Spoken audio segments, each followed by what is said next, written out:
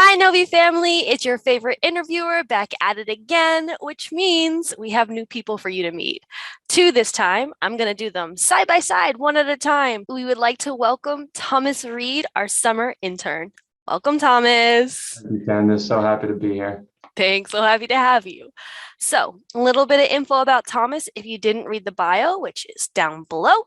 Thomas is a rising senior at the University of Richmond in Virginia. He is majoring in business administration with a concentration on finances and a minor in history. So, kind of busy, huh? Yeah, a little bit. College certainly gets the best of me at times, but I get it back.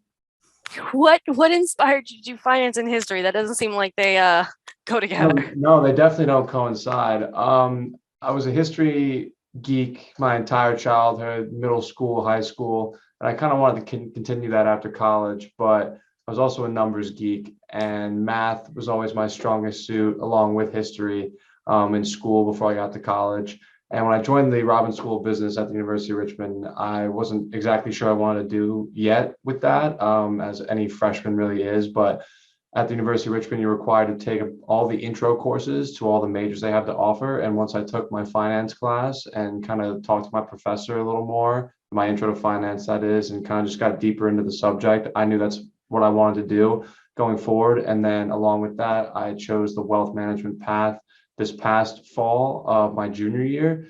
So that's what brought me here. And again, as far as history, I kind of wanted to just keep up my love with it and take classes relating to that, and also just keep my writing skills up to par. Reading, critically thinking, critically reading. It's also important to remember the past to best prepare for the future. So that was kind of my motivating fact. Those were my motivating factors for both subjects. So you're telling me that if I was like, could you please calculate how much was spent on the War of 1812? You'd be like, oh my God, so much fun. Yeah, wow, yeah, you really just combined both there. I would, yes, I would have a lot of fun with that. Yes, I would say.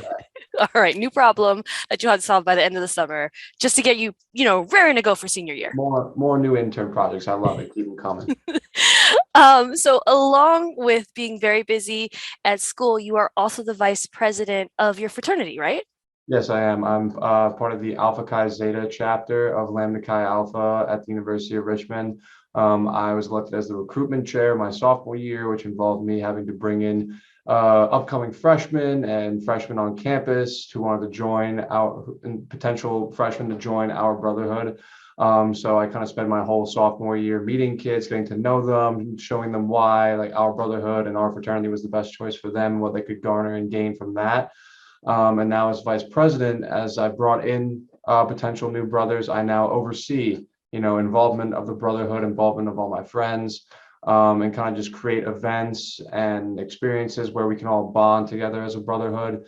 It's been a lot. It was a lot of work. My hardest week as vice president was definitely putting together our dad's weekend, which happened in late February, where I had to, set up over like 100 dads came, and I had to plan that weekend, events, going to a basketball game, reserving a couple of luxury seating in our basketball arena for our dads to sit with us, and trying to make it as great of a weekend for my brothers as well as their dads. So that was definitely a lot of pressure. Wanted that to go really well, but other than that, I love serving my fraternity. I love serving my friends, and giving them the best effort I can to make their experience in our fraternity the best it can be. So that on top of school is definitely a lot, but it's a very rewarding experience. It teaches me to be a leader in every facet of the way for hopefully my future career in finance when I might be leading a team of my own. Leading 75, 74 college kids is hard enough as it is. So it's very good preparation for later life. So I've really appreciated all the experiences I've gotten from that. Yeah. And you told me you're the biggest fraternity on campus, right? Yes, ma'am. It must have been hard trying to recruit during COVID. And I can't imagine trying to set up an event during COVID either. Yeah, no, we try to keep in good faith with the school, so we follow rules, which can make it pretty hard, especially during COVID. But we just had to kind of find loopholes where we could meet kids and still be able to sit down with them and talk with them, whether that meant you meet somebody in a class you're in with a freshman, and then you get lunch with them a day later or two and ask them about their interests. It's all about reading people too, especially because you couldn't really talk to them all the time, gauging where they were in terms of their decision making for whether or not they would want to join or not. So it was definitely very difficult and setting up events too. But luckily, when we got to this year and I went into a stronger, more, power like sensitive role as vice president. I was able to plan more events, which was nice. But yeah, it was definitely a hard experience my sophomore year, but we got it done. And I was able to recruit 22 kids. Wow. Oh my God. I can't imagine. I mean, besides Dad's Weekend and besides the recruiting, what are like the volunteer or the other events that you're like super proud of or that you really enjoy doing? Yeah, so we have our community service head. He's what's known as our theta. So he's in charge of organizing community service events for our chapter and for all our brothers to attend. He encourages, and we actually do have a community service hours quota in my fraternity of 10 hours each semester, but we try to go far beyond that. We don't try to just say 10 hours, get it out of the way. It's not like that with us. We try to really give back as much as we can. So we do things with Best Buddies, which is an organization in Virginia that deals with kids with special needs and disabilities who just come to our campus and we just hang out with them. That's literally all it is. They come, we just, we hang out for an hour or two, play sports, play games, whatever the case may be, have lunch. So we had a brother who was involved with that. So he got a lot of our brotherhood involved. We had a fundraiser in the fall semester during No Shave November for prostate cancer. And when we could sign up on a website, and the whole point was for our brothers to just grow out their beards as much as possible and post an update photo every day, which got to be pretty bad for myself because there's nothing good comes when that happens for me. But I did it nonetheless. It's for a great cause. I donate a little bit each day. We actually raised the second most out of all the Lambda Chi chapters across the country. The only college that beat us out, I think, might have been like the University of Ohio or Oregon, which is a school that is 10 times bigger than we are. So we were really proud of that for how much we were able to raise during that. So we always try to stay involved in the community as much as we can. And when I'm here too, I try to, do that as well. Because when you show the younger kids, especially me who's in a leadership role, it's important to show our freshmen, our upcoming sophomores, that how important volunteering is and that they should make it a priority for themselves, especially when they're at school, but also when they're at home. So it's really all about setting that example. Yeah. Yeah. We really value all the charitable giving that we establish in clients' plans, and I'm thinking that's something that you'll really enjoy learning about while you're with us, Absolutely. and maybe an idea for an event for your brothers, like a financial literacy and how that goes with charitable giving and donations and everything like that, right? I'm hoping to bring some home. So Okay, well, let's switch gears a little bit, talk a little bit more about the nitty-gritty of like what you're doing, what classes you like, because you said you had to take an introductory course in every major offered, right, at the University of Virginia, and I don't remember the school name, but that's okay. But were there any other classes that you particularly liked or that you were like, definitely is where I'm going as wealth management?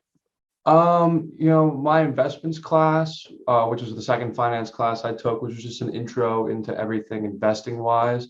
Just the basics of how the market works, the efficiency of the market, different types of analysis, just basics on stocks, bonds, building a even portfolio, what a portfolio that's stock heavy might look like, portfolio that's bond heavy might look like, when you would invest in more stocks than bonds, just things along those lines. Just very laying the foundation for that. And that class, I love my professor for one. I would meet with him regularly all the time and continuously try to just ask him questions.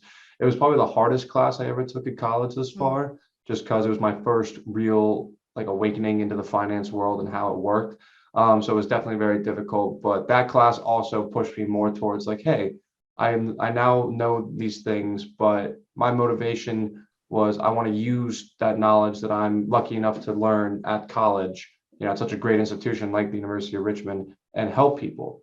Because there's a lot of fields in finance that you can go work investment banking, private equity, and all the power to those people who want to put in those hours and work. But I figured, why not take the skills that I am acquiring at this great institution and use them to benefit others?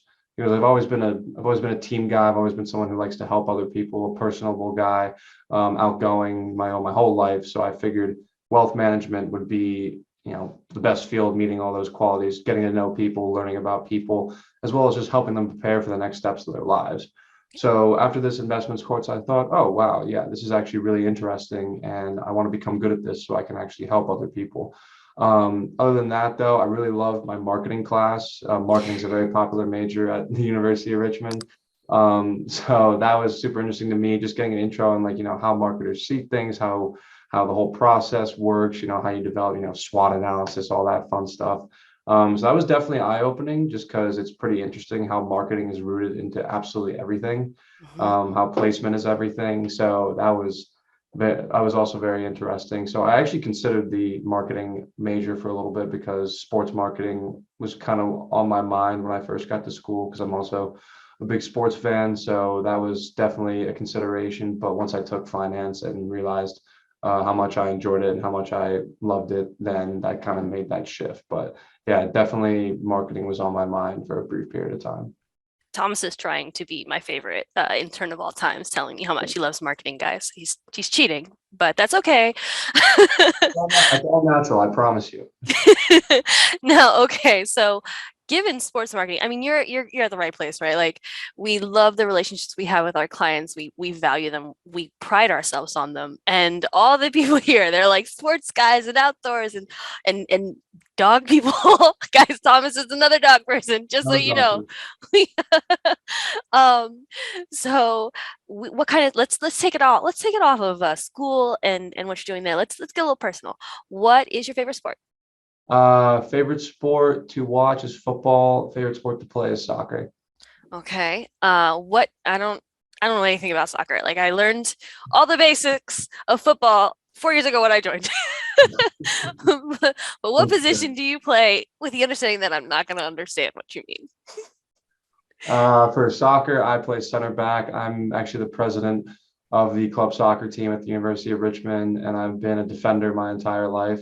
So I'm in the back line, and I play in the middle. If that helps you at all. Yes, it If you're means not, you still can't touch the ball with your hands. Got it. yes, I cannot touch the ball with my hand. See, you're a quick learner. You got it. That's only the That's goalie. what Yeah, I stand right in front of the goalie. I'm in charge of trying to keep balls out of the net before they reach the goalie. And, it's been pretty much my position my whole life. I played throughout high school. I was the captain of my high school team. I also played baseball in high school. Thomas, do you ever do anything that you don't immediately become a leader in, or you don't become a leader in Uh, after a while? I don't know. It's my personality, I guess. I want to lead, and that's just kind of how it's been my whole life. I don't really try to be demanding. I guess I can have an echoing voice that relates to everybody. Uh, Natural leader. yes, that's what I like. It's always my goal when I join an organization to lead. Hence everything that's happened up to this point. So Well, you don't have anyone else with you to lead, but we'll keep that in mind. Maybe there'll be some projects we can get you on yeah, no, to maximize kind of the absolutely. history and the sports and the finances. Um, so, you're here with us for 3 months. Is there anything in particular that you've already seen in your training that you're excited to learn about? Just learning how what to make investment decisions, for certain people, what you have to prioritize with certain clients, how you talk to them the right way, how you gain those relationships, and just overall, just the best path for them, and learning how to take what they give you and then develop that best plan. It's pretty broad. I mean, Yep. I'm here. I want to learn a number of different things. So far, I've just done my training, just seeing how everything, all the software works, but really just, learning how to build those great relationships with clients. Hopefully I'll be able to sit in with one or two and just see how they interact and, what gets talked about and, just kind of basic things with that. But yeah, just kind of a very broad sense of everything, just because, this is the field I want to go into. And there's so much to learn from all the great senior wealth advisors, associate wealth advisors at this firm. So I'm going to be keeping a close eye on everything. Okay. Well, you will be in the office every day, or Yeah. all the days we're open, guys. We're not all of a sudden doing the weekends. But Yes. Monday through Friday, you will see Thomas if you stop by for a meeting. Please, we hope you say hi and hello, and that you welcome him to the Novi family like you have our other great people here. I will see you in like 2 minutes, guys. I have a whole nother person for you to meet. So click the next video. I don't know where it is, somewhere. It'll be somewhere. See you soon. Thanks, Candace. Bye.